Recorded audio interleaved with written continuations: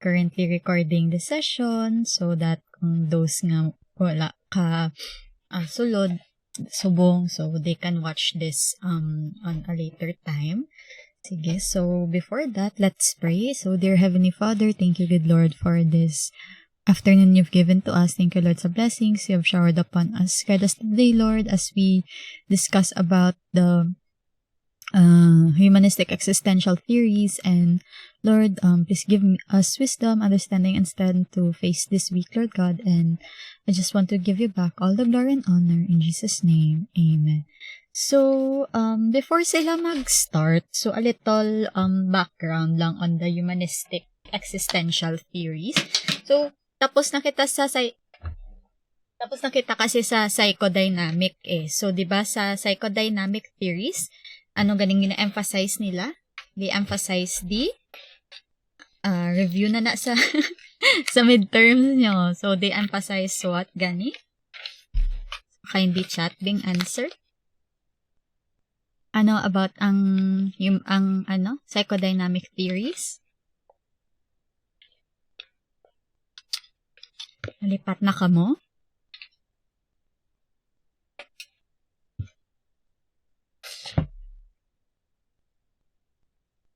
Ano about ang psychodynamic theories? Anong main nga points nila? Sige na.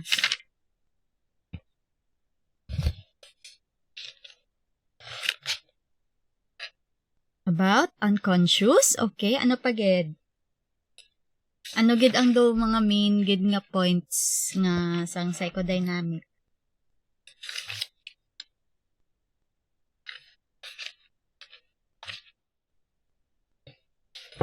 Tanan man ni about personality.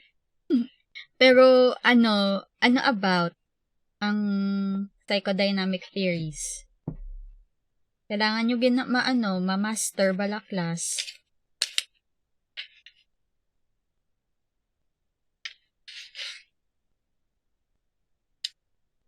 Tanan man ni about behavior, tanan man ni about personality, pero anong kinalain sang psychodynamic sa iban nga theories?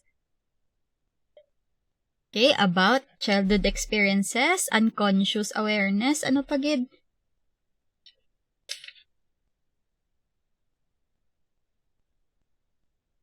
So, okay, our behaviors are based on repressed emotions or feelings or unconscious. Okay, very good naman, Miss Deguma. Okay, sige. So, tandaan nyo, class ha, nga, again, ang psychodynamic theories, okay, gabase sila sa aton nga childhood experiences. Gahambal sila nga ang childhood experiences ta amo nang ga-shape sang aton nga personality kag behavior. So, tama, Miss Labaho. Okay, so, tapos ga-emphasize man sila sang working sang unconscious. Okay, so, gahambal sila nga, these are all unconscious. Basta lingon hindi kita aware that we are doing the things that we are doing, okay, because of our childhood experiences. So, ano naman ang kinalain sang mga neo-Freudian nga mga theories? So, mga neo-Freudian nga mga theories ng kanday Jung, kanday Adler, kanday Horney, kanday Klein, kanday Fromm, kanday Erikson. Anong do main nga kinalain nila sa kay Freud? So, from blank, nag-focus sila sa blank. Okay.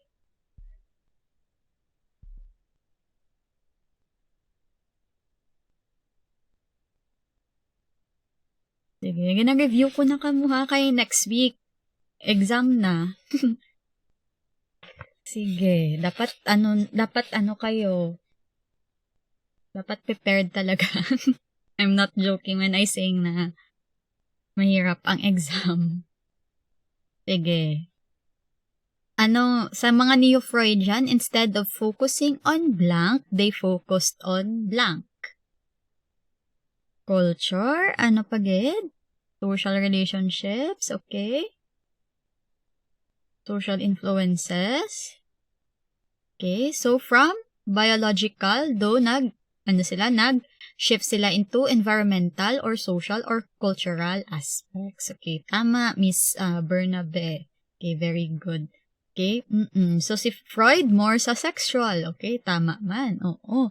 Pero ang neo-Freudian, nag-focus sila sa mga social relationships instead of though ang motivations is sexual. Lol, Robin, Frodilia, joke lang. Okay, sige.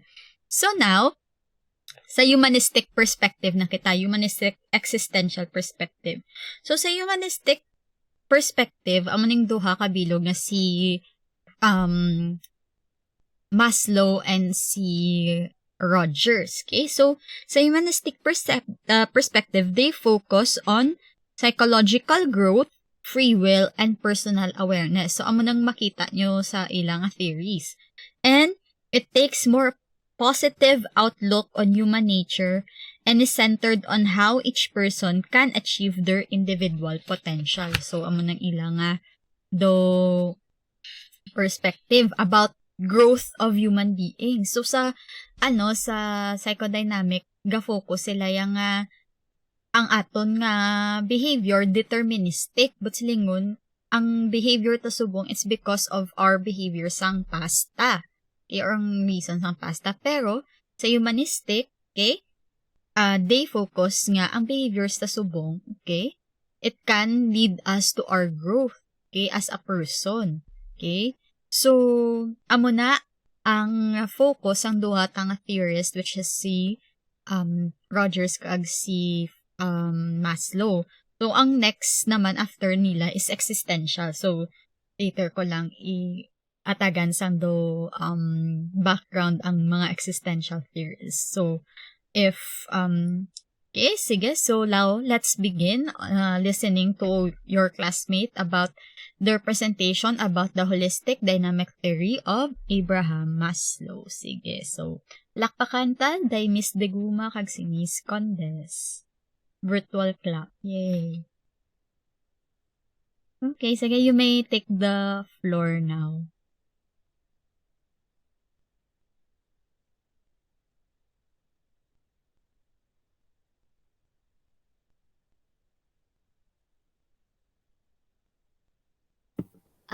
Good afternoon, everyone. Yes, Miss, you're audible.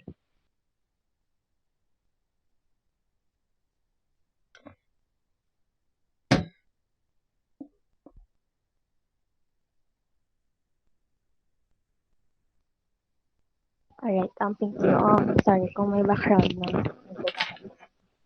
So, for our topic today, that will be the holistic dynamic theory by Abraham. So first, let's start. Know first Abraham. Wait lang, Miss. Medyo, choppy. April 1, 1908, and he died on June 8, 1970. Excuse me, Kalien? Oo, medyo static mo, mic.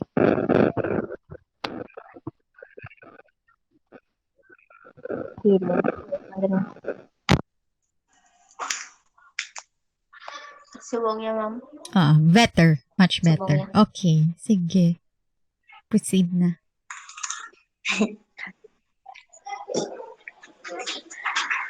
Wait lang din, ma'am. Okay, sure. Right, sorry. Yes, going back, so let's meet first Abraham Maslow. So Abraham Maslow, born on April 1, 1908 and died on June 8, 1970. Maslow took law and medicine but didn't pursue further because he thinks that medical school, like law school, reflected an unemotional and negative view of people. And he was both disturbed and bored by his experiences in medical school. His theory started when he experienced a life-altering motives or hierarchical, with higher order needs like growth and well-being only able to be a focus. One's lower level biological and safety needs are relatively well satisfied. Again, he died at the age of 62 due to a massive heart attack on June 8, 1970. Furthermore, Maslow on 1970 referred to it as holistic dynamic theory because it assumes that the whole person is constantly being motivated by one need or another, and that people have the potential to grow towards psychological health. That is self-actualization. So I think we all know self-actualization as it's kind of famous, and we have tackled this from our previous lessons. But for the main main idea of self-actualization that is by kita ng mga tao or like human individuals, at that part ma-realize ta ang ato na one's potential, ato na capabilities and abilities, and then at the part full development na and appreciation ta for our life. But before we do that, or before we reach that kind of, let's say, level, there are needs that we need to met, or like there are needs that we need to meet para makakalabot kita sa muna kalabot. So before we tackle the Maslow's hierarchy of needs, let's proceed first on the Maslow's view of motivation. Number one, a holistic approach to motivation. Motivation is usually complex. People are continually motivated by one need or another. People everywhere are motivated by the same basic needs, and that needs can be rearranged on a hierarchy. So, there na siya masulod ang famous nga Maslow hierarchy of needs na aralid from sa psychology. So, Abraham Maslow's hierarchy of needs is one of the best known theories of motivation. Maslow believed that these needs are similar to instincts and play a major role in motivating behavior. Starting with cognitive or cognitive needs, the five needs composing this hierarchy. So that would be physiological needs, safety needs, belongingness and love needs, esteem needs, self-actualization, which would be the highest part. So for different types of needs, first is the deficiency needs. Physiological, security, social, and esteem needs are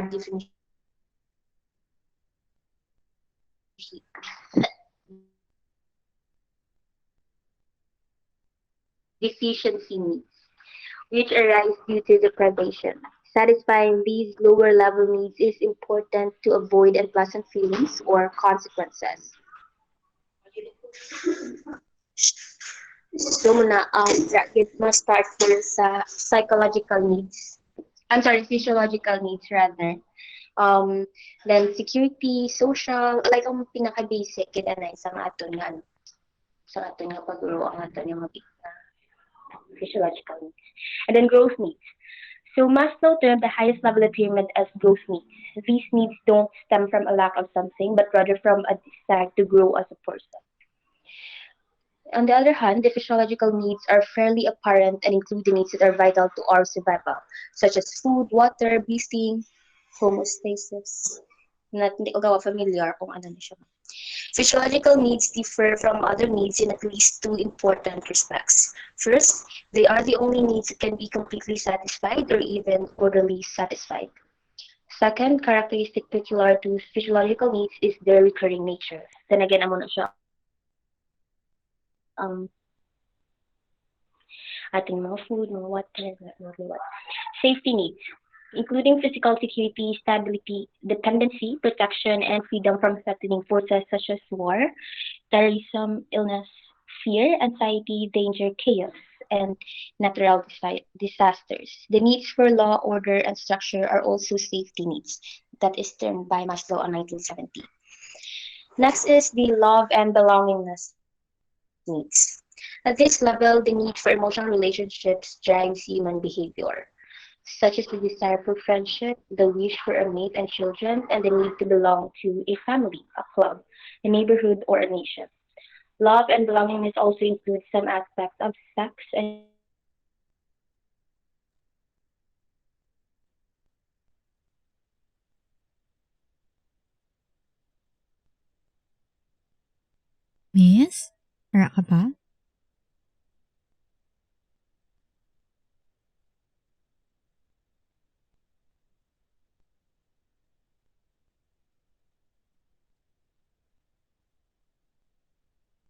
needs that all of us do need.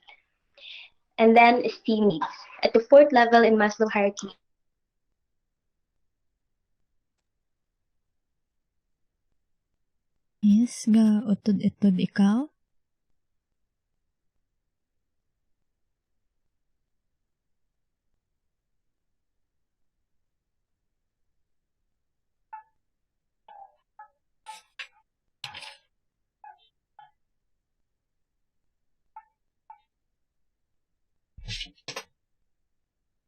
Yes? Are you still there?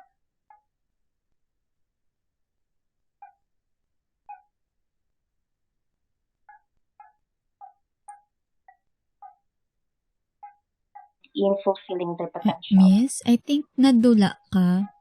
Ay, Hello? hello? Oo, nagdula-dula ikaw. Pwede mo lang ma-repeat. Sorry, gid. Ang sa love and belongingness needs mo.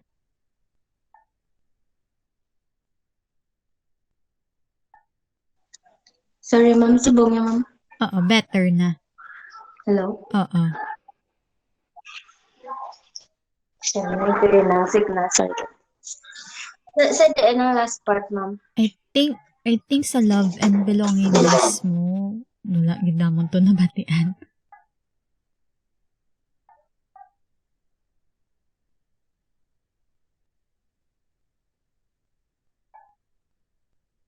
Okay.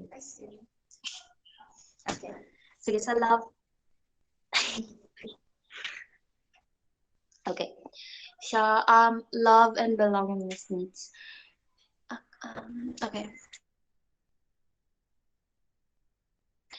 So, as I was saying, kagina sa love and belongingness needs, this is the part or the needs that people need after physiological and then safety needs. This is the desire for friendship, the wish for a mate and children, and the need to belong to a family, a club, a neighborhood, or a nation. Love and belongingness also includes some aspects of sex and human contact, as well as the need to both give and receive love. After that, it comes the esteem needs. At fourth level in Maslow's hierarchy is the need for appreciation and respect. So after love, followed by esteem, wherein it has appreciation and respect. And on 1970, Maslow termed identified two levels of esteem needs. That will be the reputation and then the self-esteem. For reputation, that is the perception of the prestige, recognition, or fame a person has achieved in the eyes of others. So what we do see about you, that will be your reputation. Self-esteem, on the other hand, is a person's own feeling of worth and confidence. So that is what we feel about yourself. After this esteem needs, we come to self-actualization needs, which will be the higher tier of the Maslow hierarchy of needs. So self-actualizing people are self-aware, concerned with personal growth, less concerned with opinions of others, and interested in fulfilling their potential. So after having all of those needs, the physiological needs, safety needs, love, and belongingness, esteem, that person will be, or let's say makakadto na siya sa part nga self-actualization na nga aware na siya sa kung ano ginaubraya, like fully grown na gid siya sa iyang personal growth kag like duma understanding na gid siya nakalatabo sa iyang self. But then again, not all or not every human being which is this. Kay before ka makakadto sa self-actualization part mo, then kailangan mo na ma-have or ma-have ang mga needs mo to kagina nga gin-explain. So yes, to continue, Ms. Diguma will continue the rest. Thank you.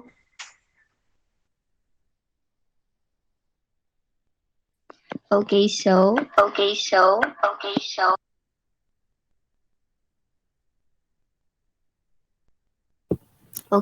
continue the report, Maslow categorized three other categories of needs, which is the aesthetic, cognitive needs, and neurotic needs. So, in aesthetic needs, people prefer beauty to ugliness, and they may even become physically and spiritually ill when forced to live in a squalid, disorderly environments. So, amo na siya ang needs bala guys, like ga crave kita sing mga cute-cute na bala nga mga bagay sa Shopee bala tapos ginabakal ta to satisfy our aesthetic needs. So some people in every culture seem to be motivated by the need for beauty and aesthetically pleasing experiences. The next is the cognitive needs. When cognitive needs are blocked, all needs on Maslow hierarchy are threatened, and that is knowledge is necessary to satisfy each of the five cognitive needs. So most people have a desire to know and to solve mysteries and to understand and to be curious. People can gratify their physiological needs by knowing how to secure food, and safety needs by knowing how to build a shelter, and love needs by knowing how to relate to people, and in esteem needs by knowing how to acquire some level of self confidence and self actualization by fully using their cognitive potential. In neurotic needs, they are usually reactive and they serve as compensation for the unsatisfied basic needs. For example, a person who does not satisfy safety needs may develop a strong desire to hoard money or property. The hoarding drive is a neurotic need that leads to pathology whether or not it is satisfied. Similarly, a neurotic person may be able to establish a close relationship with another person, but that relationship may be a neurotic, symbiotic one that leads to a pathological relationship rather than a genuine love. So what happens when these needs aren't met? So Maslow argued that the failure to have these needs met at various stages of the hierarchy could lead to illness, particularly psychiatric illness or mental health issues. So the lack of satisfaction of the basic needs may lead to some kind of pathology, like the deprivation of physiological needs, results in malnutrition, fatigue, loss of energy, obsession with sex, and so on. So when safety needs are not met naman, the post-traumatic stress may occur. Individuals who do not feel love or belonging may experience a depression or anxiety, and lack of esteem or the inability to self-actualize may also contribute to depression and anxiety.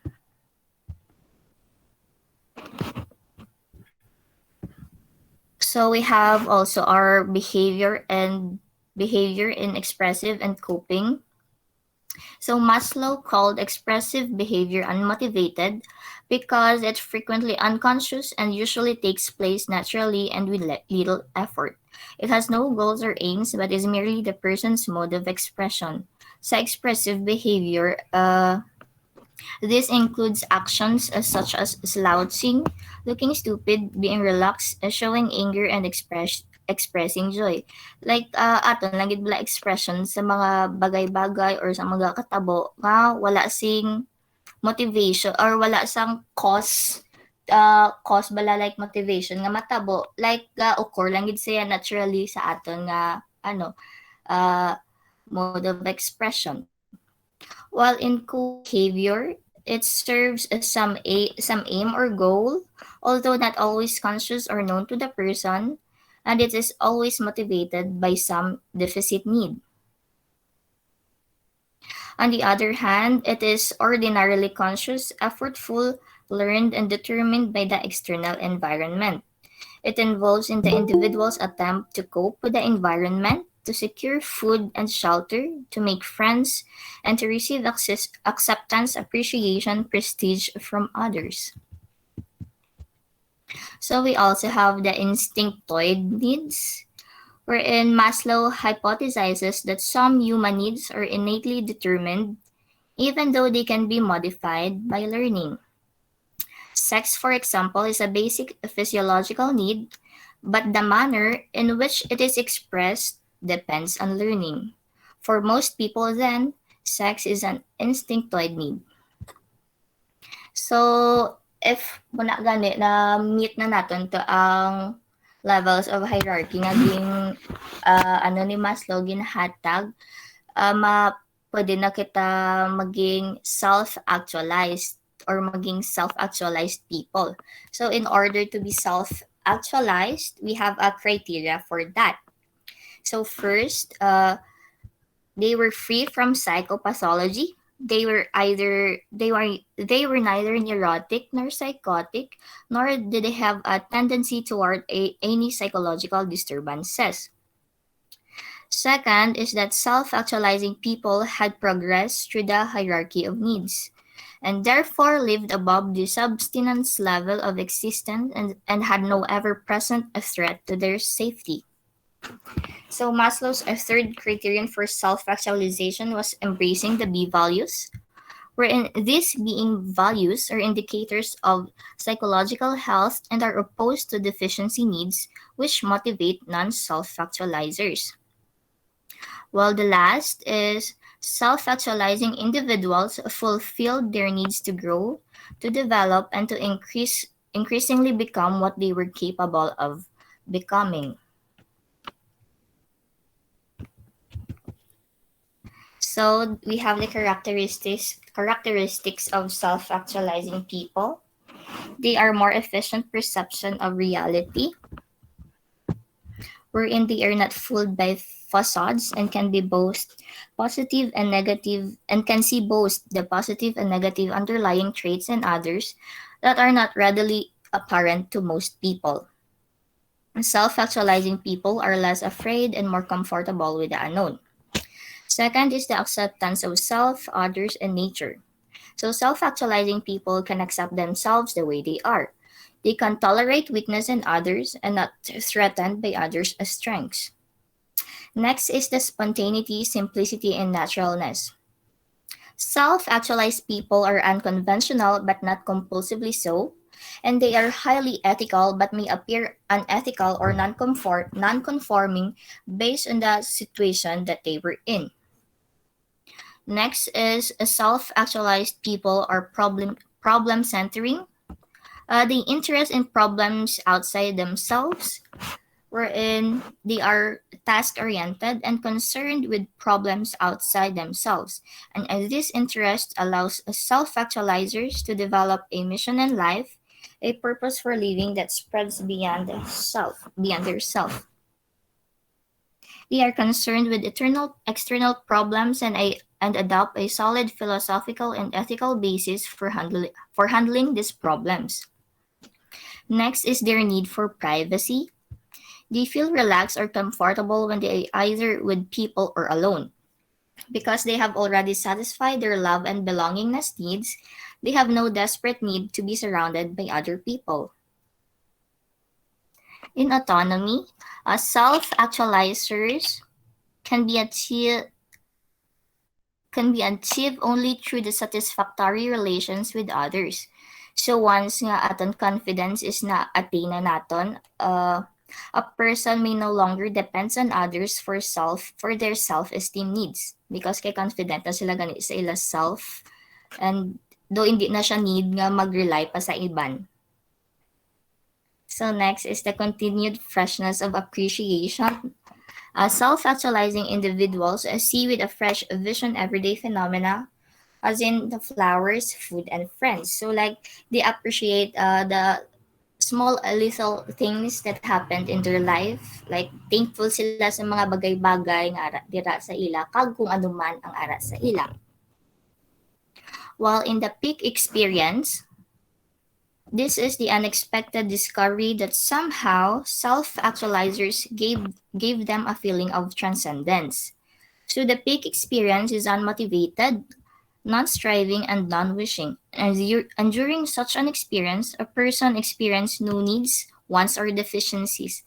Like for example, guys, if naka-watch ka mo bala sang anime na bala nga basketball bala may ara na dadabi nga part nga ang mga players do ga enter na sila sang zone kuno nila samtang gahampang sila do dira ko i-compare ang peak experience kay once nga ara na sila muna nga zone ang mga players do syempre do ara na sila sa peak sang ilang sang ilang dapat ubrahon, like wala na sila ga-worry because makaya na nila, do are sila sa zenith of experience.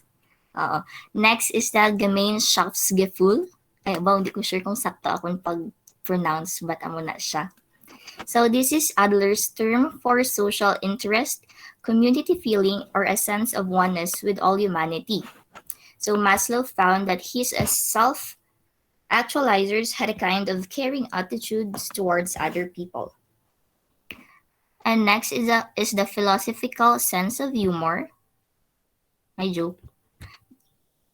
Next is the discrimination between means and ends. Self-actualizing people have a clear sense of right and wrong conducts and have a little conflict about the basic values. Next is the philosophical sense of humor. The humor of a self-actualizing person is intrinsic to the situation rather than contrived. It is spontaneous rather than planned. And next is the creativeness. Self-actualizing people need not to be poets or artists to be creative, because creativity can come from almost anywhere. So like if maubra ka sa like humapin kadabi kag nanamian kaya sang imoging pintaya, you can call that one creativity kay na satisfy mo imo self kinanamian ka sang imo ubra. So lastly is the resistance to enculturation. They are autonomous and following their own standards of conduct and not blindly obeying the rules of others. They are also not easily influenced. So those are the characteristics of self-actualizing people. So next, Maslow termed the Jonah complex, which is a story from the Old Testament to illustrate a theory he calls the Jonah complex, which is a syndrome where ambivalence about growth keeps people from becoming who they can be. So the Jonah complex, which is found in nearly everyone, it represents a fear of success, a fear of being one's best, and a feeling of awesomeness in the presence of beauty and perfection. The Jonah complex is characterized by attempts to run away from one's destiny, just as the biblical Jonah tried to escape from his fate. So overall, Maslow made a number of important contributions to the field of psychology. His theories are focused on the positive aspects of human nature and influence how we see mental health today. His work continues to exert an influence at these present times. So that would be all, ma'am, and everyone. Thank you. Okay, thank you very much, Miss Deguma and Miss, isang mga upod. Sige, so, sige, a few questions. Sige, a few questions. Sige, so, in summary, what do you think is, Maslow's theory all about? Kaya mo ng first question ko. Sige. One of you can answer. Sige, Miss Deguma. I think, ma'am, ang theory ni Maslow, ma'am, focus gid siya, ma'am, sa growth of people, ma'am, by basically satisfying our lower level needs and upper level needs, ma'am, in order for us to be self-actualized, as he termed. Okay, sige. How about your other group mate? Kalien?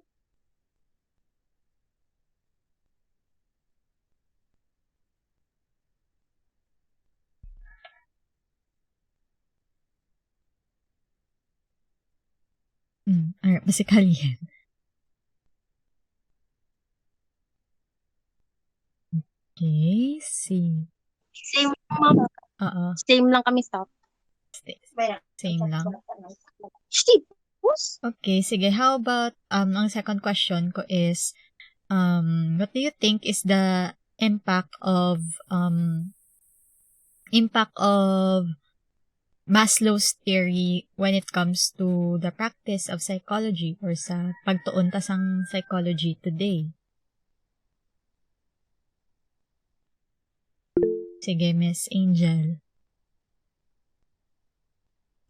as a psychology student, ma'am, like for example, kiti subong lapit na lang, I mean midterms midterms week na. Mm-mm. So in order to focus more, like for example, hindi kita katuon, 'di ba, kung gutom kita. Mm-mm. So that that physiological need of us need to be satisfied uh in order for us to focus and study well. Mm-mm.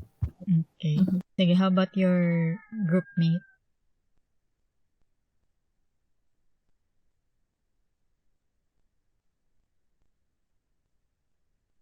Alien?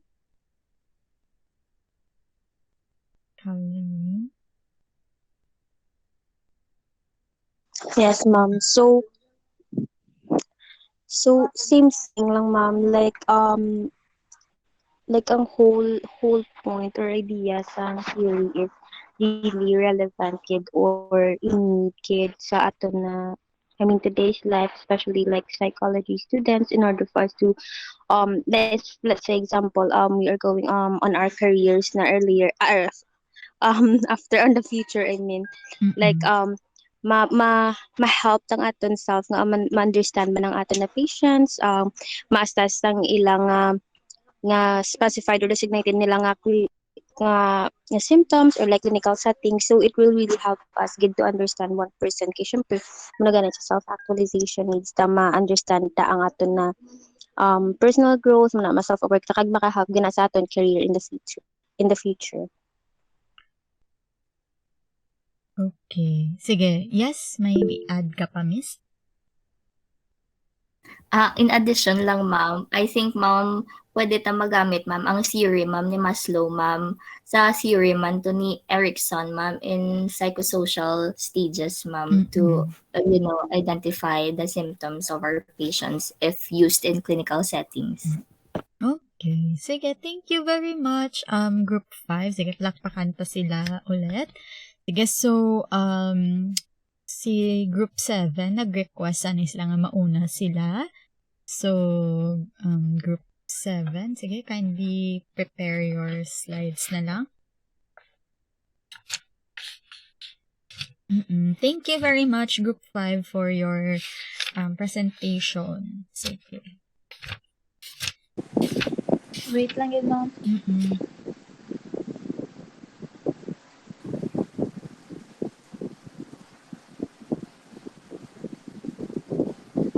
Okay na, ma'am. Yes, miss. Na, ano naman. I-reading mode mo lang. Siguro, para makita. Wait lang.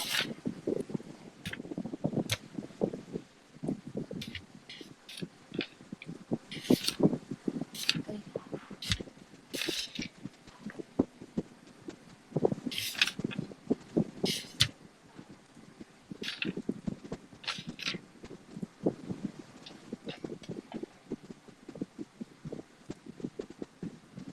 Okay na, ma'am.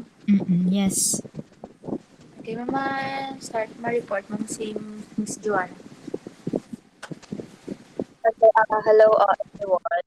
Hello ma'am. So we're going to report Rollery's May Existential Psychology. So first let us know more about Rollery's May. So May was born April 21, 1909. So she is best known as a American existential psychologist, and she's the first son of six children of her Earl title, May and Matey Bolton May. He was a member of a middle-class family and was surrounded by an anti-intellectual environment. He suffered from depression many times, and May experienced two failed marriages. So, as a youth, he acquired an interest in art and literature. So, he studied at Michigan State University, majored in English. So, also, he received a bachelor's degree in 1930 from Berlin College in Ohio. So, May attended Alfred Adler's summer seminars at the resort of Vienna, 1932. He was ordained as a con- congre- sorry, congregational minister in 1938 after receiving a Master of Divinity degree. So May studied psychoanalysis at the William Alanson White Institute of Psychiatry, Psychoanalysis, and Psychology. He was influenced by Erich Fromm. So on 1946, May opened his own private practice, and in 1949, relatively advanced age of 40, he earned a PhD in clinical psychology from Columbia University. So May passed away in San Francisco in 1994. So the main tenants, okay, wait for a second. Okay. So the main tenets of our report is first, the idea that existence comes before essence, which means that there is no predefined pattern that humans must fit into. So for me, ma'am, ang pag-intindi ko ni is we live our lives, and that defines who we are, not any idealized set of characteristics. So this concept is essential to Sartre's interpretation of existentialism.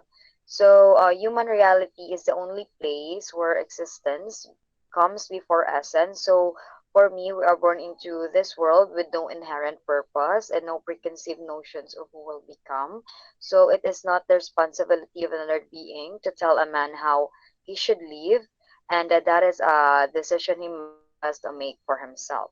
So next is people are both subjective and objective, which means that people are thinking and acting beings. Next is people are motivated to search for answers, which means that people are motivated to search for answers, especially to important questions regarding the meaning of life. So we experience an infinite number of emotions as a result of our existence, which leads to an infinite number of questions. And the most common of this is which is a why. We search for answers our entire lives, and when we find them or believe we have found them, we are content, at least for a while. So next is people have an equal degree of both freedom and responsibility. So despite the tension that exists between the concepts of freedom and responsibility, their importance to the functioning of human society cannot be overstated. Perhaps it is because of this conflict that humans perceive, decide, and comprehend the distinction between right or wrong. So, next, please. Okay. So, being in the world, which means to exist there expresses the fundamental unity of person and environment. As a result, uh, I don't know how to pronounce it. Dacian, giman. Daci, Dacian literally means existence in the world, and is commonly written as being in the world. So this term hyphens imply a oneness of subject and object of person and world. So there are three models of being in the world. First is amwal, interaction with the physical world. It is the world of object and things, and it would exist even if no one was aware of it. It is the world of nature and natural law, and it includes biological drives like hunger and sleep, as well as phenomena like birth and death. So basically, we can't get away from it. We must learn to live with it in the world around us and to adapt the changes within it. So second is the mutual, the interaction with humans. However, we do not live solely in Amwell. We also live in a world with other people, which we call mutual. We must relate to people as individuals, not as objects. Because if we treat people as objects, we are only living in wealth. So, for example, by contracting sex with love, the difference between wealth and mutual can be seen. If a person uses another person as a sexual instrument, that person is living wealth. But love, on the other hand, necessitates one's commitment to the other person. Mutual relationship necessitates love. So the third is eigenwald, the interaction with oneself. So it's a world that personality theories don't usually delve into. To live in eigenwald means to be aware of oneself as a human being and to understand who we are in relation to the worlds of things and people. So non-beingness or nothingness, being in the world. So being in the world necessitates a recognition of oneself as a living or evolving being. This awareness creates a fear of not being, non-being, or nothingness. So next. Okay, so Trisha. Just like what Joanna said, Mom, the unworld physical world, instinctual behavior or basic physical needs is a self-relation to world of nature and natural laws, which is time and space. Is the world of objects and things and would exist even if people have no awareness. It is also a world of nature and natural law and includes biological drives such as hunger and sleep and such natural phenomena as birth and death. We cannot escape unworld, we must learn to live in the world around and to adjust changes within this world. And myth world, social world, unrealistic construct of relationship, realistic expectations and boundaries, who will he choose to be in a relationship? Self in relation to others or people, but we do not live only in one world. We also live in the world with people that is mutual. We must relate to people as people, not as things. If we treat people as objects, then we are living solely in one world. The eigenworld is a personal world, needs to cultivate self awareness, which is also a self in relation to self or the spirit, refers to one's relationship with oneself.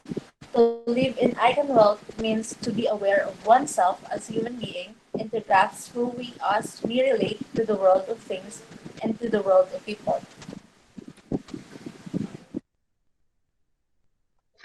Okay, so May stages. So May was the only existential psychologist that discusses certain stages, not as strict as the Freudian development. So May, a well-known American existential psychologist, sought to be open-minded in his quest to understand what characteristic enabled and encouraged people to create it. On this open-minded journey, the author attempted to transcend differences in worldviews and develop a more all-encompassing approach to research in order to create a broader, more welcoming and empowering theory. So his work attempts to reconcile existential psychology with other approaches, particularly Sigmund Freud's, may employ some traditional existential terms in a slightly different way than other writers. So, inventing new words for some of existentialism, old ideas, rather than being constrained by old ideation or constraints. So, next, okay, so May's stages of creative development. Okay, so may describe four divisions called stages throughout the literature, which are listed. So, innocence, first is innocence, a natural normal stage of peace and contentment. So, innocence is the free self conscious stage of an infant.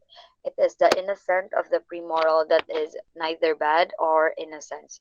So, innocence is the pre self conscious stage of an infant. It is the innocence of premoral that is neither bad or good, who kills to eat, and since the animal has to, the description of given is like a wild animal who kills to eat, and since the animal has to eat, he or she has to do what is must. So the description that was given is like a wild animal who kills to eat. Since the animal has to eat, he or she has to do what is must. Okay, so the analogy here is to the infant's pre-egoic, free, self-conscious stage. So the innocence is pre-moral, which means that he or she is neither good or bad. So, however, an innocent has a degree of will in the sense of a desire to meet their needs. Although we often think of children when discussing this stage, it is also possible to consider the elderly and other people who are not engrossed in life's unavoidable dramas. So next. Okay, so rebellion stage, the stuff dramatic novels are made of. So although we associate this way of thinking about how people act in the world with childhood and adolescence, it can also apply to people and midlife crisis. So the term rebellion refers to any stage of life in which a person is developing ego awareness or self-consciousness. This development is highlighted and accelerated in children when compared to adults. So the rebellious persons desires freedom but is unaware of the responsibilities that come with it. So okay, so next. So next one is a ordinary stage. So it is when the normal adult ego conventional and a little boring. Perhaps they have learned that the responsibility but find it too demanding and so seek refuge in conformity and traditional values. So creative is an authentic adult, the existential stage beyond the ego and self-actualizing. This is the person who, accepting destiny, faces anxiety with courage. So the normal adult ego must subordinate itself to the conventions of a workday and conventional existence in order for the cogs of the modern capitalist world to turn. So this could be quite tedious. To be creative, you must be willing to deviate from the norm. So most adults who function adequately have learned responsibility by the time they reach adulthood. So, but they find it too demanding. So many people seek refuge in conformity and traditional values in order to escape insecurity. There is nothing wrong with the current situation. It is not uncommon for people to rediscover a desire for more creative and liberated lifestyle after retirement. So next. Okay. So anxiety is the physical reaction of the body to a threat or perceived threat. It causes a racing heart, rapid breathing, butterflies in stomach, and a burst of energy, as well as mental responses like excessive fears, worries, or obsessive thinking. So normal anxiety may, which is proportionate to the threats, not involve repression. It can be confronted constructively on the conscious level. So it is normal to feel anxious from time to time when confronted with potentially dangerous situation or worrying triggers. Our nerves serve as the warning signs we require to navigate the danger around us. So May defines it to that a faster heart rate, sweating, and increased sensitivity are just a few of the ways our bodies react to the increased adrenaline rush in our minds, triggering our need to fight or flee from our immediate threat. So next is neurotic anxiety. He defines it as a disproportionate reaction to the threat involving repression and other forms of intrapsychic conflict and managed by various types of blocking of activity and awareness. So it can be felt during times of growth and when one's values are threatened, and it is felt by everyone. So it worsens and becomes more visible during the times of stress or adversity, which are also times when other mental health symptoms tend to worsen. So next is guilt. So guilt arises when people deny their potentialities, fail to accurately perceive the needs of the fellow humans, or remain oblivious to their dependence on the natural world. So it is aversive and like shame, embarrassment, or pride has been described as a self-conscious emotion involving reflection on oneself. Okay. So next, intentionality. So the ability to make a choice implies some underlying structure upon which the choice is made. the structure that gives meaning to the experience and allows people to make decisions about the future is called intentionality. So, for example, I see a visual object such as tree or a lake. If I imagine an imaginary object such as a car driving down a road, I remember a past object and I judge, I intend a state of affairs or a fact.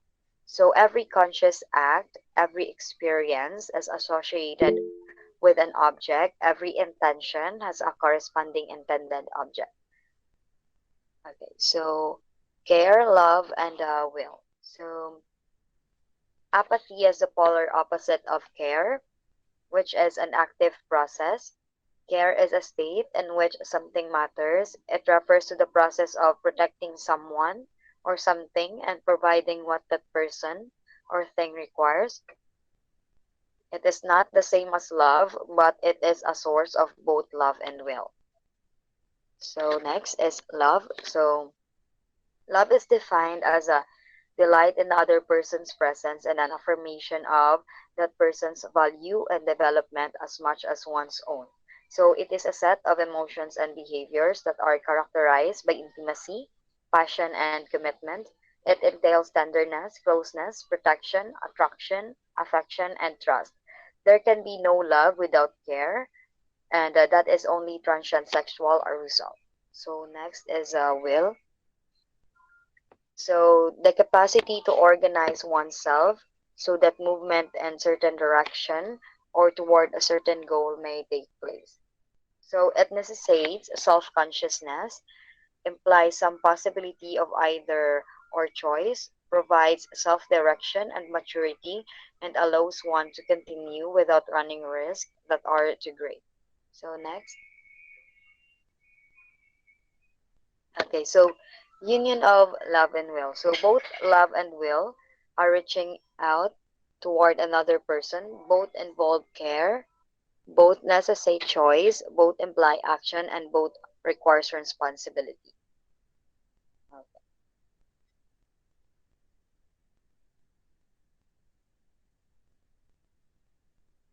Okay. So forms of love. So May talked about four types of love in a Western tradition: the sex, eros, philia, and agape. So, sex and eros are closely related, but they are different. Sex is what we also call lust or libido, whereas eros is the drive of love to procreate or create. So, as the changes in society allowed the more open study of sex, prompted by the work of people like Sigmund Freud and William Rich, May noted three particular paradoxes. First, our so-called enlightenment has not removed all the sexual problems in our culture. In the past, an individual could refrain from sexual activity using the moral guidelines of society as an explanation. As causal sex became common, even expected, individuals had to face expressing their own morality as just that, their own. So this also created a new source of anxiety for some, namely the possibility that their personal relationship might carry an expectation of sexual activity and that if they did not comply, they may not be able to continue dating someone they like. So the second paradox is that the new emphasis on technique in sex and lovemaking backfires. So emphasizing technique can result in a mechanistic attitude towards making love, possibly leading to alienation, feelings of loneliness, and depersonalization. So this can lead to the anticipatory anxiety described by Frank. So finally, may believe that our sexual freedom was actually a new form of Puritanism, the state of alienation from a body, a separation of emotion from reason, and the use of the body as a machine. Okay, so whereas a Victorian era people tried to be in love without falling into sex, today many people try to have sex without falling in love. So next is Philia and agape are also related to one another as with sex and love. Philia refers to feelings of friendship and brotherly love, whereas agape is the love devoted to caring for others. So next is okay. Finally, we have agape, a selfless love behind any hope of gain for oneself. May compare this love to the biological aspect of nature in which a parent will fight to the death in defense of their offspring. So next is freedom and destiny. So May stated that freedom entails being able to harbor different possibilities in one's mind, even if it is not clear at the moment which may one must act. So it has to do with the ability to change and with the ability to shape of who you will become. So destiny refers to the set of circumstances in your life over which you have little, if any, control. So then investigates what freedom might entail within these constraints, including fully accepting their truth. Freedom is alive because of destiny, and destiny is alive because of freedom. Freedom is so important in our lives, but it is also so precarious. So, there are forms of freedom. May recognizes two forms of freedom. Okay, so one is the freedom of doing, and the freedom of being. Okay. So existential freedom, it is a freedom of action, the freedom of doing, and the essential freedom is that is the freedom of being. So what is destiny? So may define destiny as the design of the universe, speaking through the design of which one of us. Next, please. Okay. Okay. So the power of myth. Myths are not falsehoods, rather, they are conscious and unconscious belief systems that provide explanations for personal and social problems. Myths are the stories that unify a society. They are essential to the process of keeping our souls alive and bringing us new meaning in a difficult and often meaningless world. So, like archetypes, myth can contribute to psychological growth if people will embrace them and allow them to open up a new reality. Okay, so that's all, ma'am. Okay, thank you very much, Group 7. Sige, palakpakan ko sila. Okay. So, may question kagina si the Grace had ka, Mr. Cabra. Do you have any concern?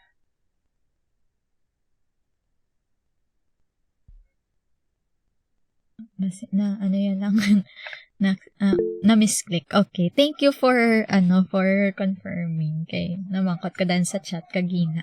Okay, sige. So,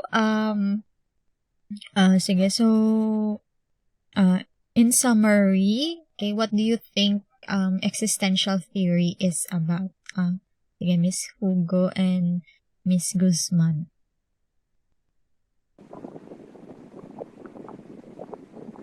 I think May offered a new way of looking at things. His view of humanity and is both broader and deeper than the views of most other personality theorists.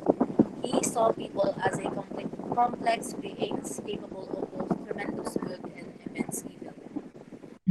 Okay. Sige, how about you, Miss Guzman? Okay, so in addition, ma'am, May's existential psychology theory focuses on the capacity for growth and achievement in human beings, and that facing these feelings of anxiety and fear was a necessary experience if personal growth and meaning were to be achieved in life. Okay. Okay, sige. Second question ko is, what do you think is the application or impact sang theory ni May sa... Mami, ka ba tiyon? Oh, sorry. Sorry. So, what do you think is the impact of May sa iyang theory? Okay, what do you think ang impact ng theory ni May sa field tagali sang psychology? Okay. Impact or application. I think, ma'am, as a psychologist, psychologist, he considered the people as human beings, not just an experiment object. And his theories explain of different type of anxiety and what they meant in human nature. Okay. And also as a definitely leans towards uniqueness, and each of us is responsible for shaping our own personality within the limits imposed by our destiny. No two of us make the same sequence of choices and to develop identical ways of looking at things. Okay, sige. How about you, Miss Guzman? So, question, ma'am. It helps us understanding that people have free will and are participants rather than observers in their own lives, and understanding that people's lives have purpose, values, and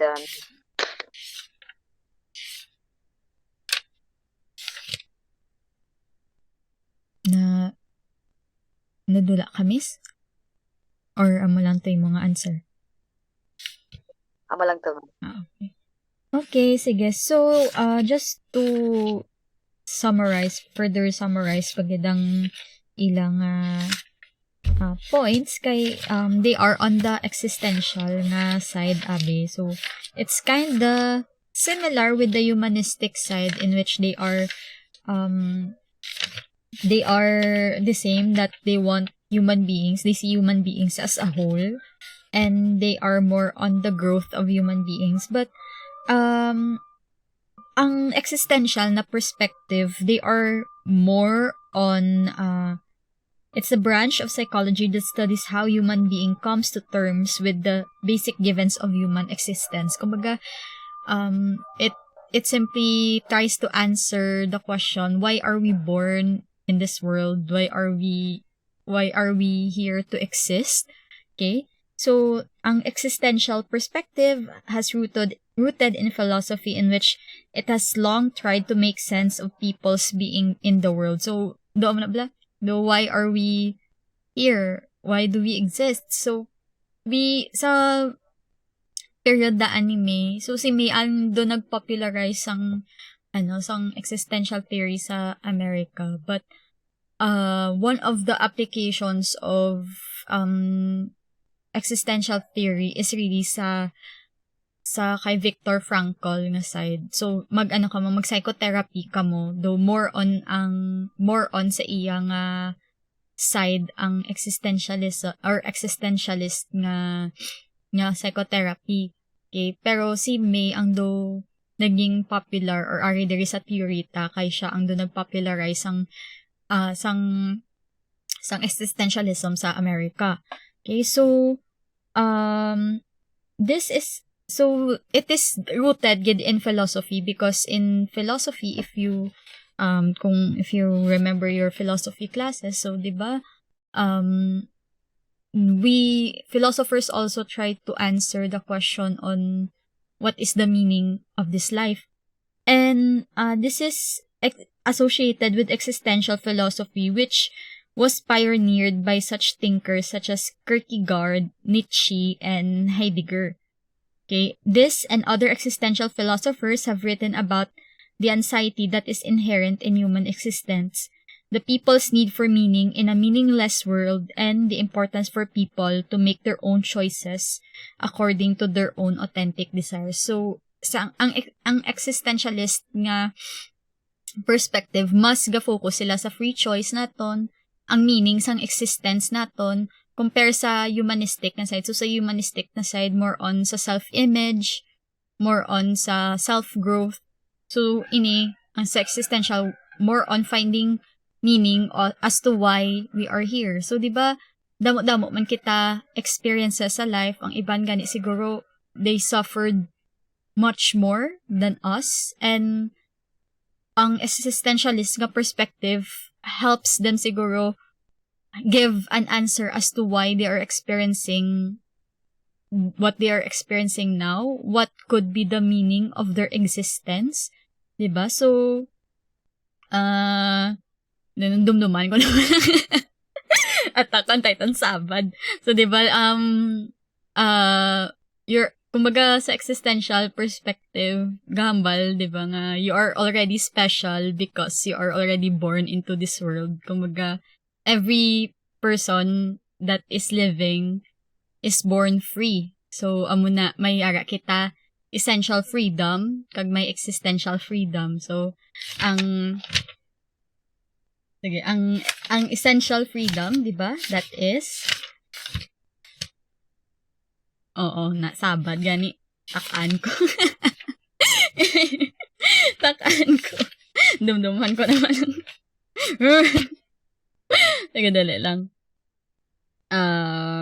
Sige, yung duwa ka kinds of freedom. So, existential freedom, which is freedom of doing or freedom of action. Okay? And essential freedom, meaning the freedom of being or inner freedom. So, ang duwa nga na nga freedom, for example, sina is those, for example, nga na priso. Okay? Diba, for those nga na priso, nakakommit sang crime, some of, diba, their existential freedom is limited. It's because nga hindi sila makagwa sa ilang nga cage, diba?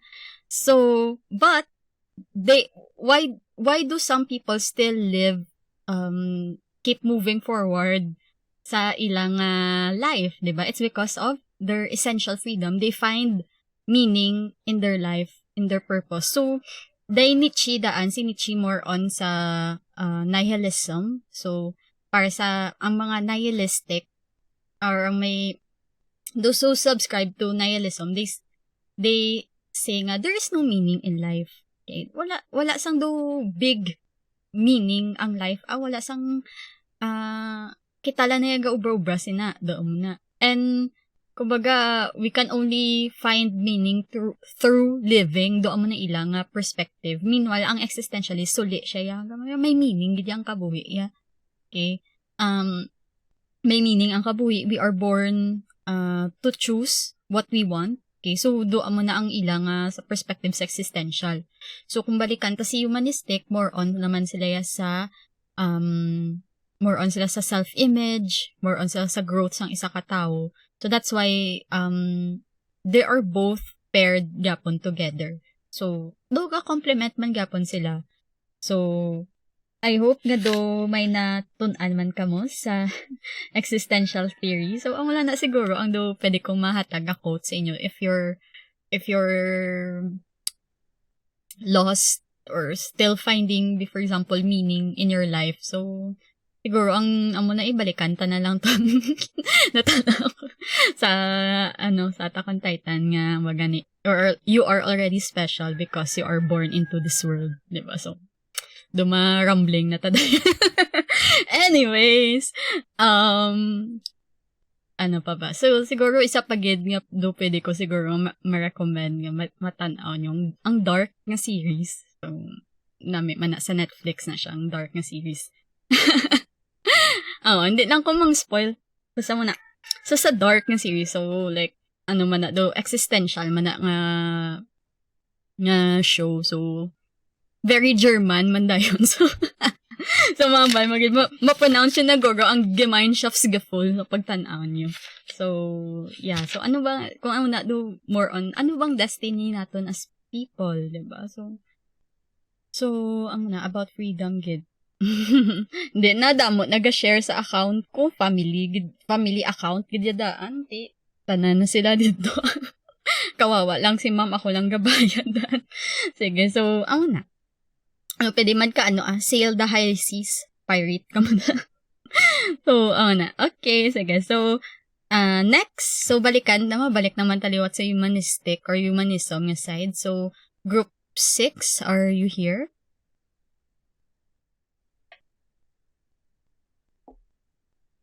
Yes, ma'am. Okay. Wait lang. Sige, so, kindly Nang lain na, ilang kami mapawar. Sorry, ma'am. Pardon? Ay, ma'am, lain lang kami ma'am PowerPoint, ma'am ni Espanyola, ma'am pay lain kami abi, bala ma'am sang do software, na bala ma'am paubra, hindi compatible, bala ma'am. Oo, pero... sige. Ako ang mauna. Ikaw man mauna, sige.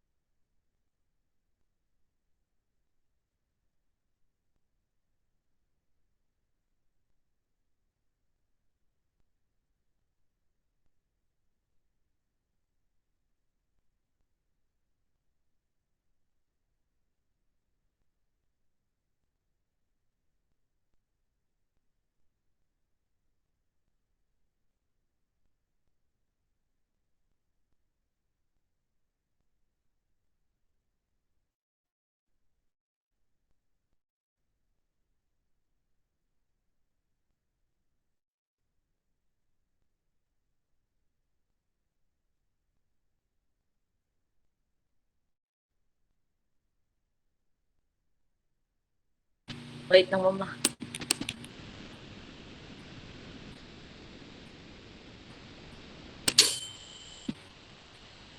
Ay, ma'am, kita nun siya, ma'am. Yes, yes, yes. It's, kita. Ama na siyang full screen niya Okay. or may ano na siya. Wait lang, ma'am. Kay, hindi ko lang kabalugaw. Kay baguan ko, bisang ano. Mac. Okay lang. Oo. Wait lang, ma'am. Hindi ko kabalo. Mag full screen ko. May play. I think may play. Ang muna siguro. Or play. Sige, Oo. sige. Ay, rakali, ma'am. Thank you. Di ba ako daan kabalo mag-Mac man. Pero sige, sige. Okay na? Ako, ano. Okay. Okay, Person-Centered Theory by Carl Rogers, presented by Group 6, Giselle Alwydon and Rion John Espanola.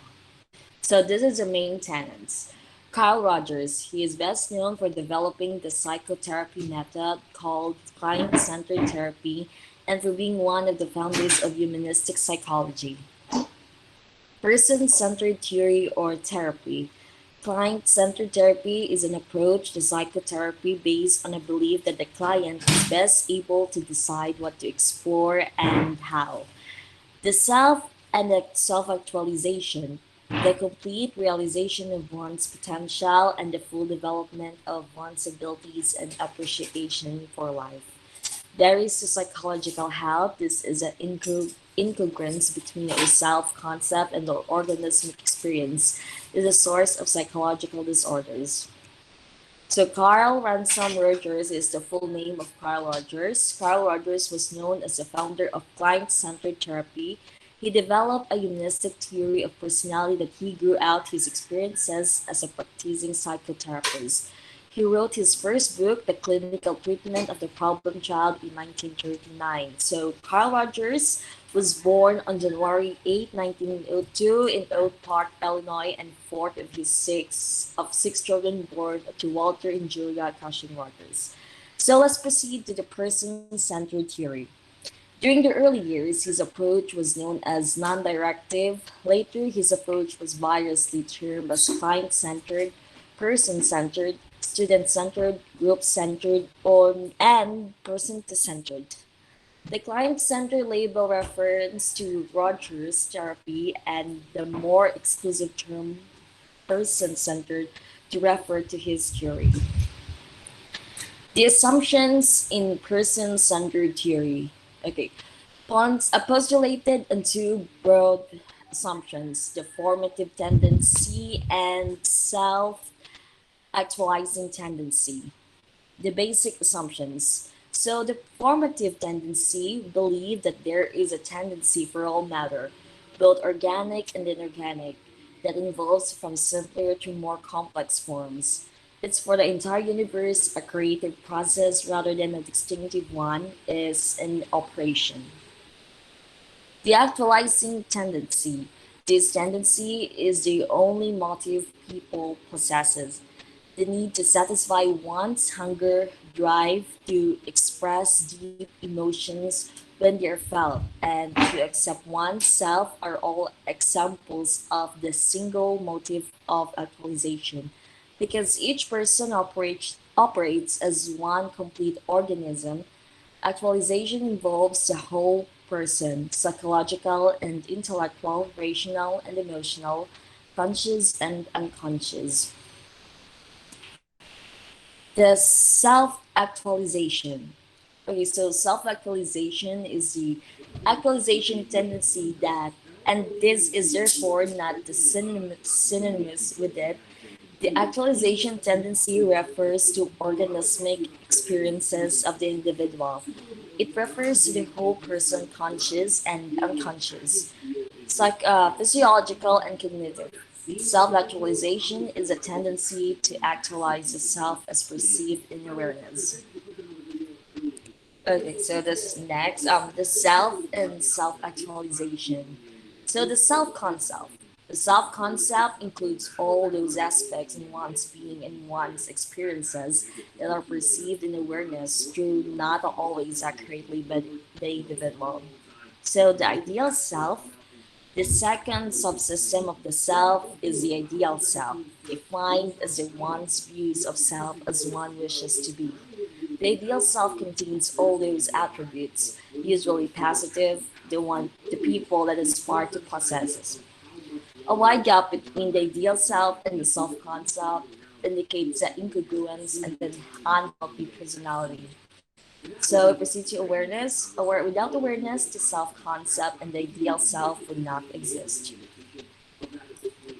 So let's continue the self and self actualization to the level of awareness.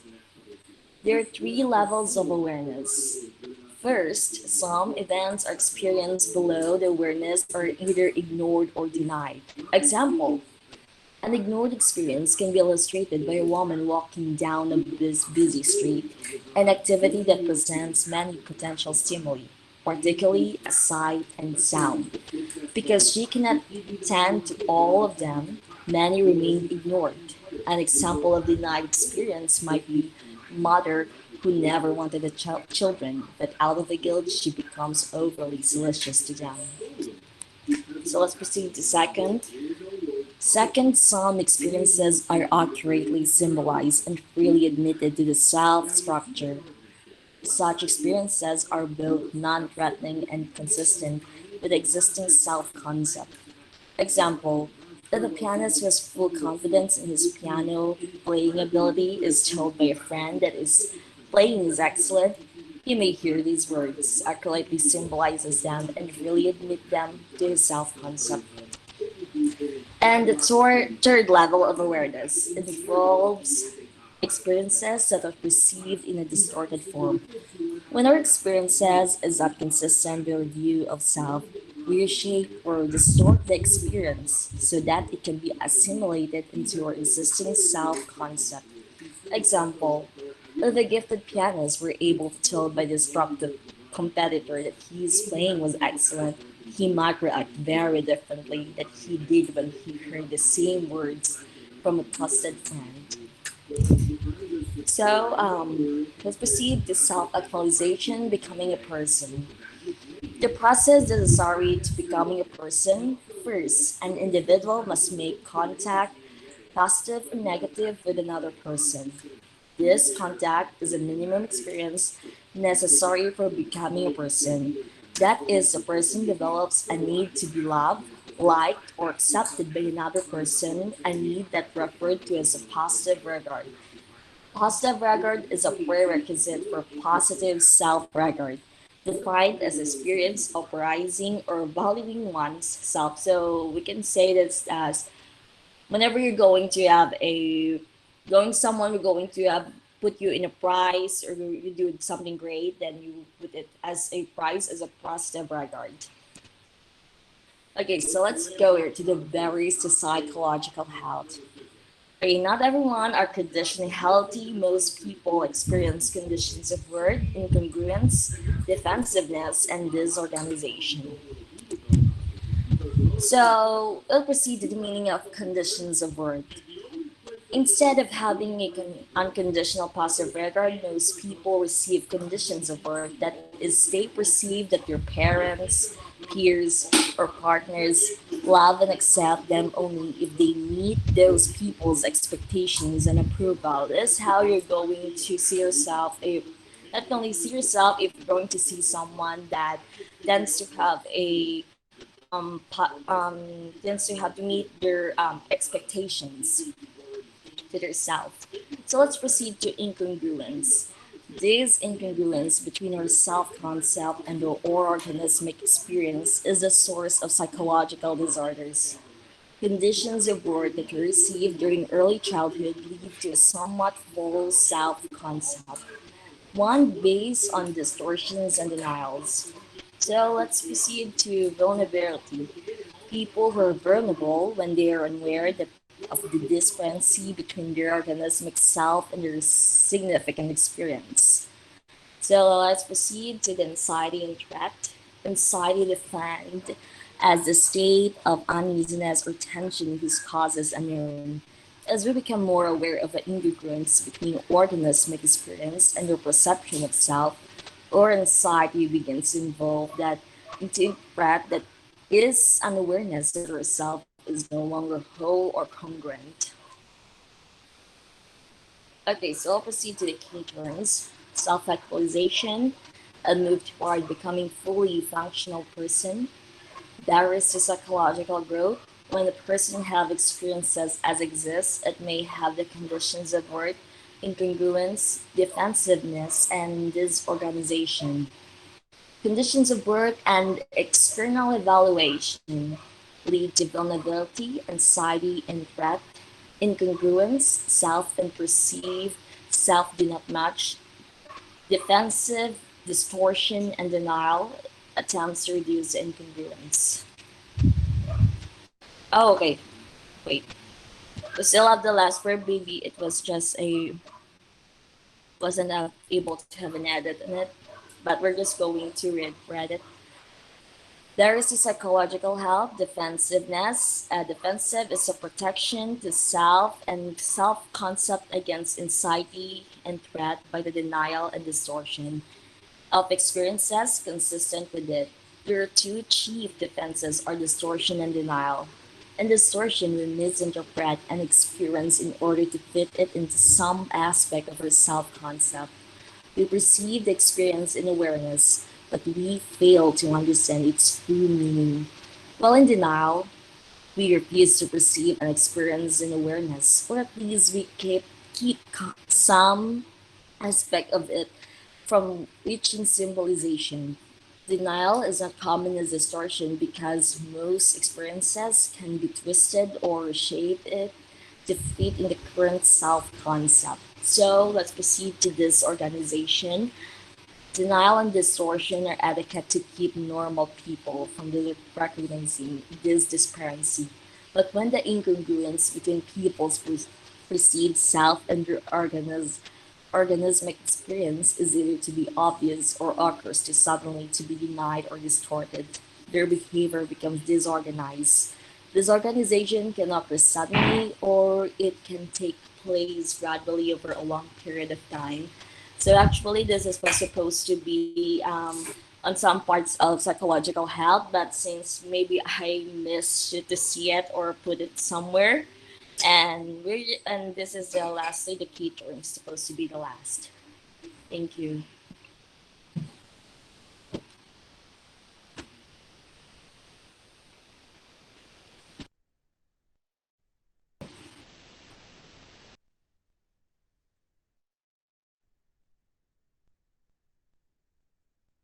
Ma'am, finish na ko, ma'am. So, ang ano mo na, no? Ang upod mo na dayon? Ma'am, tayo. Okay, sige. Dikta lang siya.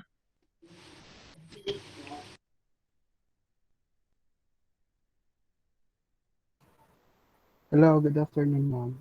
Bati ka, ma'am. Yes, you're audible. Thank you. Akong slide, ma'am. Kita, ma'am. Yes. Yeah, thank you, ma'am. So, psychotherapy. The so the client-centered approach holds that in order for vulnerable or anxious people to grow psychologically, they must come into contact with a therapist who is congruent and whom they perceive as providing an atmosphere of unconditional acceptance and accurate empathy. So, the conditions. So, Rogers said that in order for therapeutic growth to take place, the following conditions are necessary and sufficient. So, first, an anxious or vulnerable client must come into contact with a congruent therapist who also possesses empathy and unconditional positive regard for that client. Next, the client must perceive these characteristics in the therapist. And finally, the contact between client and therapist must be some of duration. So, according to Rogers, client centered therapy is unique in its insistence that the conditions of counselor congruence, unconditional positive regard, and empathic listening are both necessary and sufficient. So, what is consular congruence? So, this is the first necessary and sufficient condition for therapeutic change.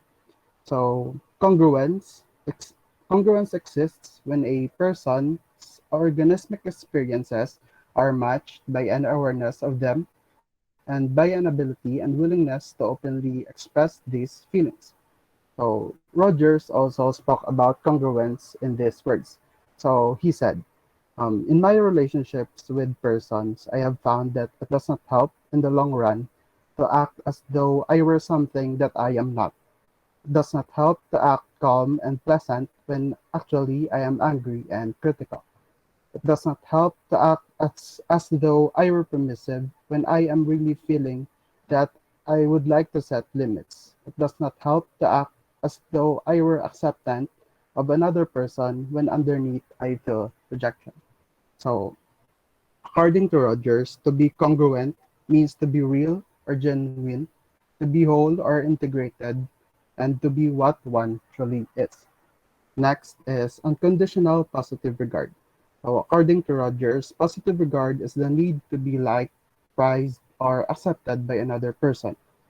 When this need exists without any condition or qualifications, unconditional positive regard occurs. So, therapists have unconditional positive regard when they are experiencing a warm, positive, and accepting attitude toward the client. So, the attitude is without possessiveness, without evaluations, and without reservations. So, this also includes ang attitude nga because I care about you, I can permit you to be autonomous and independent of my evaluations and restrictions. You are a separate person with your own feelings and opinions regarding what is right or wrong. The fact that I care for you does not mean that I must guide you in making choices, but that I can allow you to be yourself and to decide what is best for you. So, in summary, unconditional positive regard means that therapists accept and praise their client without any restrictions or reservations and without regard to the client's behavior. Lastly, empathic listening. So, to Rogers, empathy means temporarily living in the other's life, moving about in it delicately without making judgments. So, the third necessary and sufficient condition of psychological growth is empathic listening. So, empathy exists when therapists accurately sense the feelings of their clients and are able to communicate these perceptions so that clients know that another person has entered their world of feelings without prejudice, projection, or evaluation. So, here is the process of the therapy. So, if the conditions of therapist congruence, unconditional positive regard, and empathy are present, then the process of therapeutic change will be set in motion. So, although each person seeking psychotherapy is unique, Rogers believed that a certain lawfulness characterizes the process of therapy. So, stages of therapeutic change. So this is the process of constructive personality change can be placed on a continuum from most defensive to most integrated. So Rogers divided this into 7 stages. So stage one, characterized by unwillingness to communicate anything about oneself. So people at this stage ordinarily do not seek help, but if for some reason they come to therapy, they are extremely rigid and resistant to change. So they do not recognize any problems and refuse to own any personal feelings or emotions. So stage two, clients become slightly less rigid. So here they discuss external events and other people, but they still disown or fail to recognize their own feelings. So as clients enter into stage three, they more freely talk about themselves, although still as an object, like I'm doing the best I can at work, but my boss still doesn't like me. Come na. So clients talk about feelings and emotions in the past or future tense and avoid present feelings. They refuse to accept their emotions, keep personal feelings at a distance from the here and now situations, only vaguely perceive that they can make personal choices and deny individual responsibility for most of their decisions. So next, clients in stage 4 begin to talk of deep feelings but not ones presently felt. So, for example, mahambal ang client niya, I was really burned up when my teacher accused me of cheating. So, when clients do express present feelings, they are usually surprised by this expression. So, they deny or distort experiences, although they may have some dim recognition that they are capable of feeling emotions in the present. So, next is by the time clients reach stage 5, they have begun to undergo significant change of growth. They can express feelings in the present, although they have not yet accurately symbolized those feelings. So they also experience a greater differentiation of feelings and develop more appreciation for nuances among them. So in addition, they begin to make their own decisions and accept responsibility for their choices. So next is stage six. Stage six. So people at stage six experience dramatic growth and irreversible movement toward becoming fully functioning or self-actualizing. So they freely allow into awareness those experiences that they had previously denied or distorted. They become more congruent and are able to match their present experiences with awareness and with open expression. So they begin to develop unconditional self-regard, which means that they have a feeling of genuine caring and affection for the person they are becoming. So these people experience their whole organismic self as their muscle relax, their tears flow, circulates, and also circulating improves, and physical symptoms disappear. So in many ways, stage 6 signals an end to therapy. Indeed, if therapy were to be terminated at this point, clients would still be progressing to the next level. So that's stage 7. So stage 7 can occur outside the therapeutic encounter. So because growth at stage 6 seems to be irreversible, clients who reach stage 7 become fully functioning persons of tomorrow. So they are able to generalize their in therapy experiences, their world beyond therapy. They possess the confidence to be themselves at all times, to own and to feel deeply the totality of their experiences, and to leave those experiences in the present. So here is the outcomes of the therapy. So the outcome of successful client-centered therapy is a congruent client who is less defensive and more open to experience. So clients have a clearer picture of themselves and a more realistic view of the world. They are better able to assimilate experiences into the self. They are more effective in solving problems and they have a higher level of positive regard. So, what is the person of tomorrow nga ginhambal kagina ni Rogers? So, if the three necessary and sufficient therapeutic conditions, which is ang congruence, unconditional positive regard, and empathy are optimal, then what kind of person would emerge? Someone na ang person of tomorrow. So first, ang psychologically healthy people would be more adaptable. So thus, from an evolutionary viewpoint, they would be more likely to survive. They would not merely adjust to a static environment, but would realize that conformity and adjustment to a fixed condition have little long-term survival value. So second, persons of tomorrow would be open to their experiences, accurately symbolizing them in awareness rather than denying or distorting them. So for people who are open to experience all stimuli, whether stemming from within the organism or from external environment, are freely received by the self. So persons of tomorrow would listen to themselves and hear their joy, anger, discouragement, fear, and tenderness. So the third characteristics of person of tomorrow would be a tendency to live fully in the moment. So because these people would be open to their experiences, they would experience a constant state of fluidity and change. What they experience in each moment would be new and unique. Something never before experienced by their evolving self. So they would see each experience with a new freshness and they appreciate it fully in the present moment. So fourth, persons of tomorrow would remain confident of their ability to experience harmonious relations with others. So they would feel no need to be liked or loved by everyone. So because they would know that they are unconditionally prized and accepted by someone, person of tomorrow would be authentic in their relation with others, and they would seek meaning beyond themselves and would yearn for spiritual life and inner peace.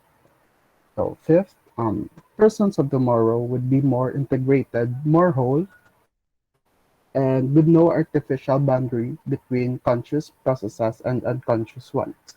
So because they would be able to accurately symbolize all their experiences in awareness, they would see clearly the difference between what is and what should be. So sixth, persons of tomorrow would have a basic trust of human nature. They would not harm others merely for personal gain. They would care about others and be ready to help for someone needed them. So finally, um, because persons of tomorrow are open to all their experiences, they would enjoy a greater richness in life than do other people. So they would neither distort internal stimuli nor buffer their emotions, and consequently, they would feel more deeply than others. They would live in the present and thus participate more richly in the ongoing moment. And that's all for our report. Thank you. Okay, so thank you very much, Mr. Espanola and Miss Duhon. So, few questions lang. So, in summary, think is the what do you think is person-centered theory all about?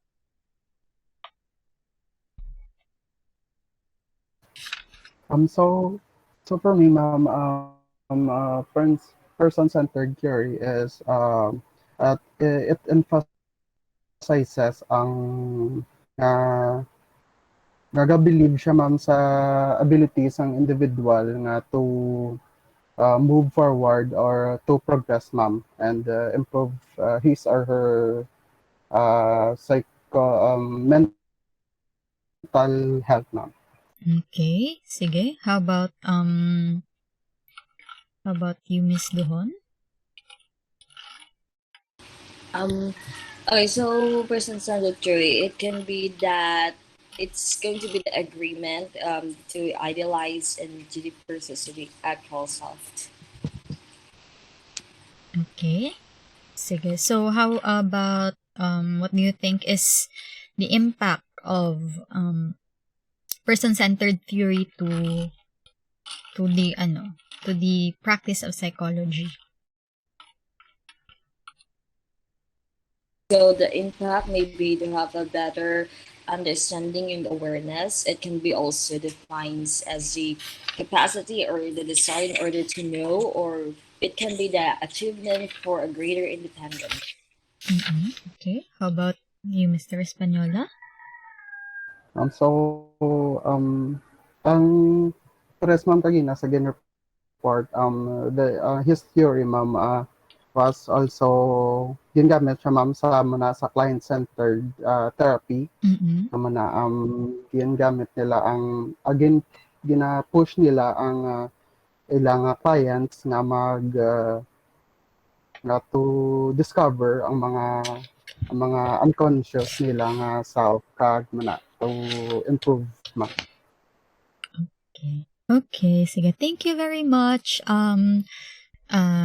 Group 6 for your presentation. So, sige, palakpakan ta ang nag-present subong adlaw. Very good. Okay, so clap. Everyone, virtual clap. So, thank you sa presenters 5 to 7. No? So, just to wrap up what we have discussed here. So, sa humanistic existential, di ba?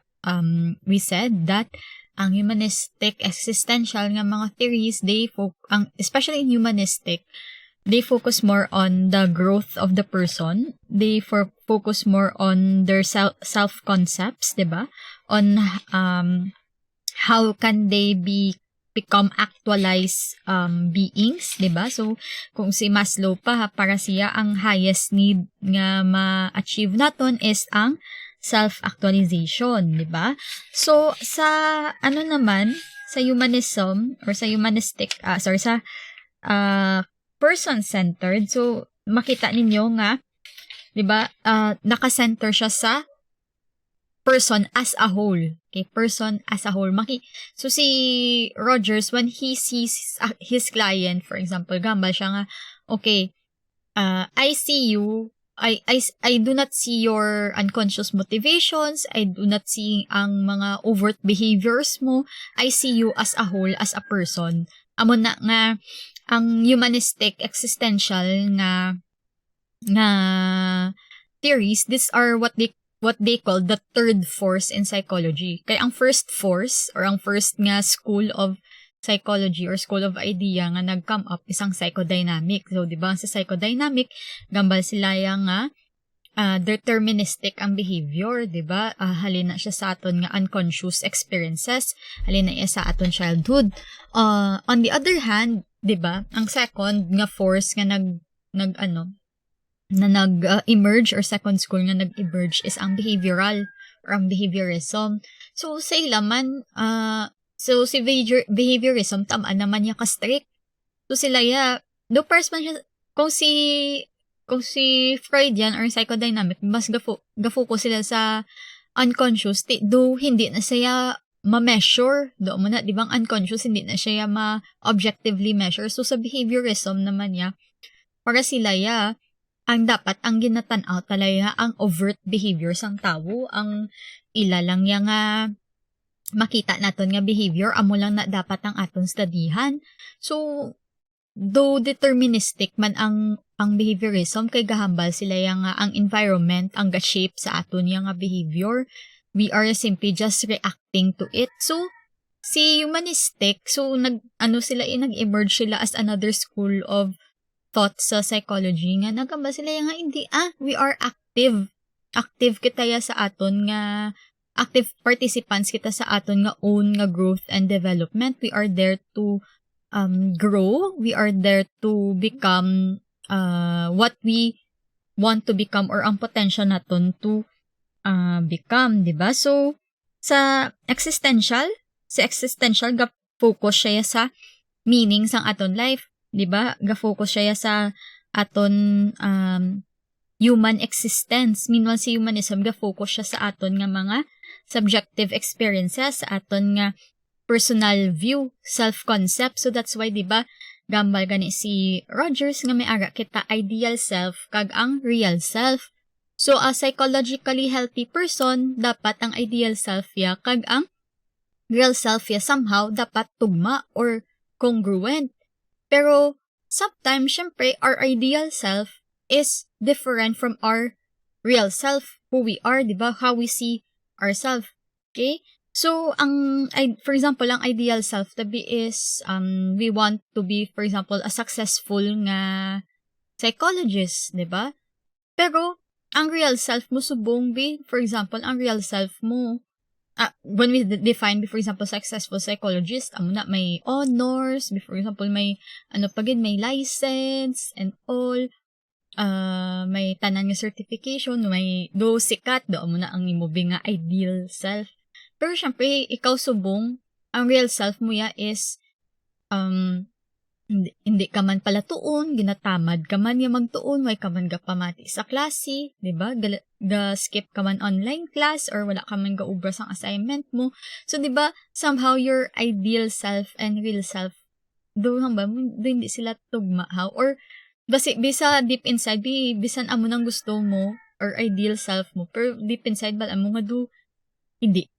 Kagidya alam, I mean, you know naman your own capabilities, diba? So, hindi mo na mag-reach ang doa mo na nga level of success, diba? So, somehow, hindi siya magtugma ang imo nga ideal self kag real self, lalo na if your ideal self is being reinforced by your environment, diba? Kung do ginapilit ka sang parents mo nga dapat magtuon ka gid and all, dapat mag-graduate ka gid nga amo na, diba? So, we expect, diba, mga pressures in life, diba? So, what if big imo real self kag ang ideal self mo hindi magtugma? So, di ba, it becomes incongruent ang balga ni Rogers, and that is what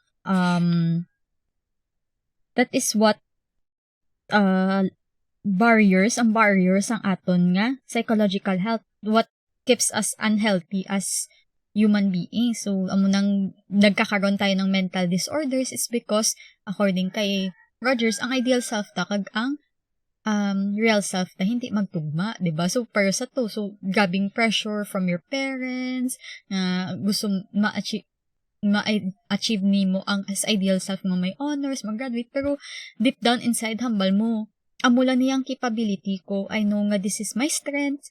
So, hindi siya magtugma ang inyong ano. So, sulod ang do therapy ni Roger. So, psychological disequilibrium begins when we fail to recognize our organismic experiences as self-experiences because they appear to be inconsistent with our emerging self-concept. And this leads to the discrepancy and seemingly make behaviors inconsistent.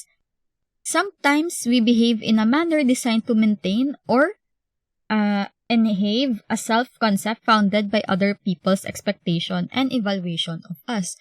So, diba? So, kung balikan to, kung incongruent imo nga ideal self kag real self, you may appear to be studious, diba? You may appear to be studious, you may appear to others sa parents mo nga palatuon ka, pero deep down, inside, mahambal mo nga, na-pressure ka na, hindi mo kaya ang amo na nga expectations, diba? So, that's why nga, nagkakaroon tayo ng mental disorders, kaya nagkakaroon tayo, for example, ng depression. Okay, so, that's why, amo na gani, may either you feel vulnerable or there is anxiety and threat. So, amo nang effects ng incongruence. Okay, so, and also, isa pagid, why is it that we fail to grow as a person is ang conditions of worth.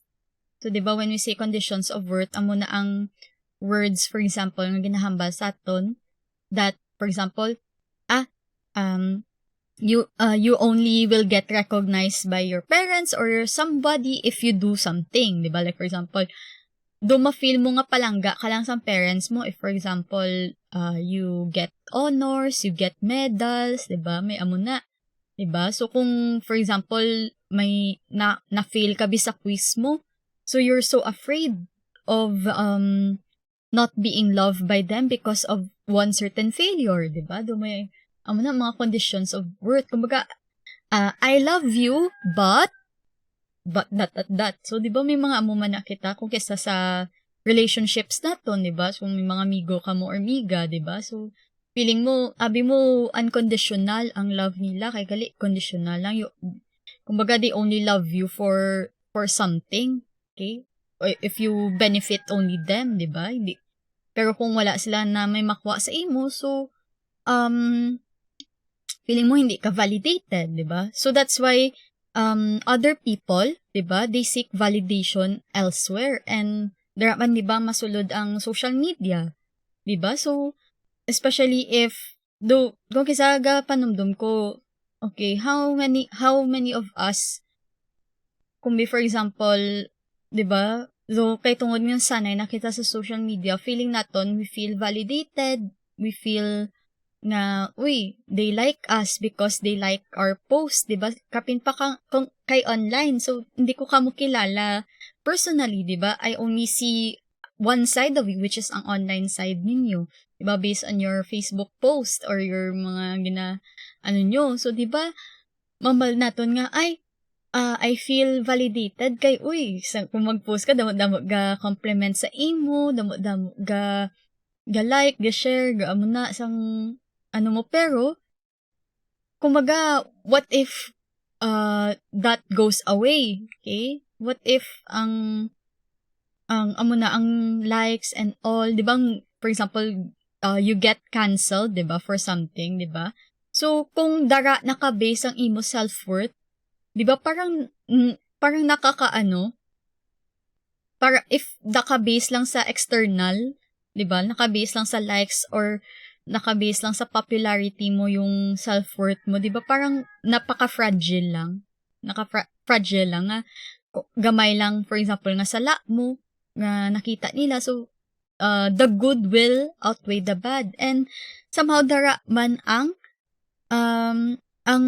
barriers ng aton sa psychological growth, that is what keeps us from growing as human beings because we only try to get validation and self-worth sa others and not on ourselves. So, according man kay Rogers, the only way that we can achieve ang own tanga self-worth, kumbaga magkaroon tayo ng strong self-worth is if we receive unconditional positive regard. Diba? So, when we say unconditional positive regard, amo na nga, they love you, okay, without strings attached, okay? So, bisan flawed ka man nga human being, okay, bisan hindi ka perfect, diba? So, bisan damo ka sala, diba? Or hindi ka perfect sa eyes ng tao, diba? So, that person will still love you or find you, valid and worthy. So, amo na. Okay, so, any questions or any clarifications that you want before kita mag-end?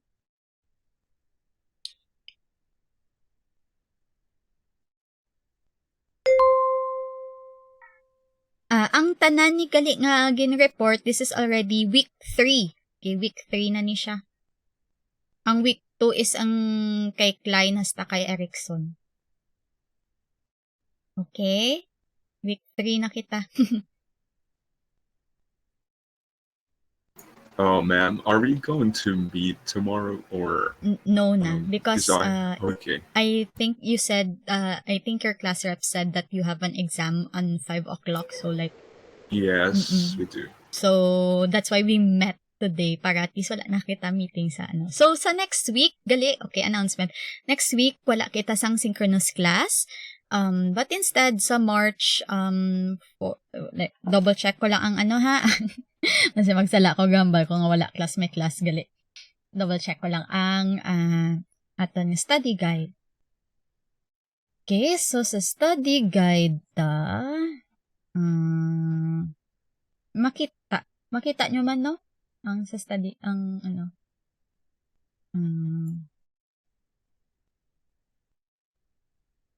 Okay, by the way, I already uploaded the Psychodynamic Theories Part 2, ang inyong nga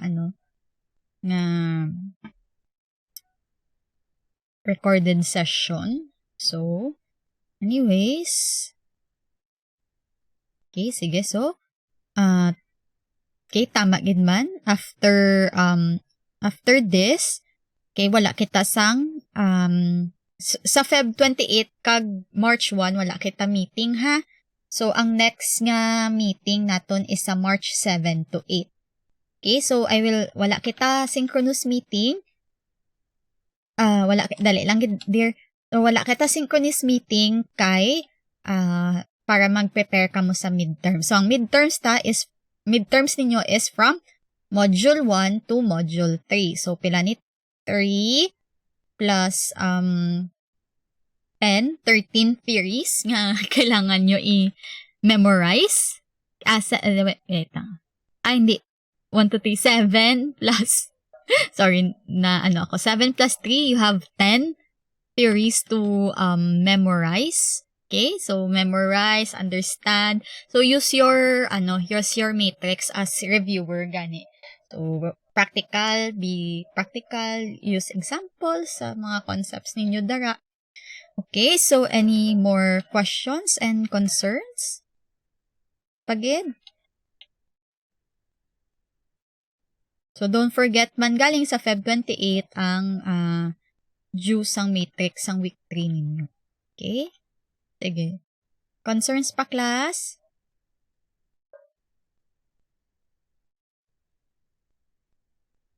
Wala naman?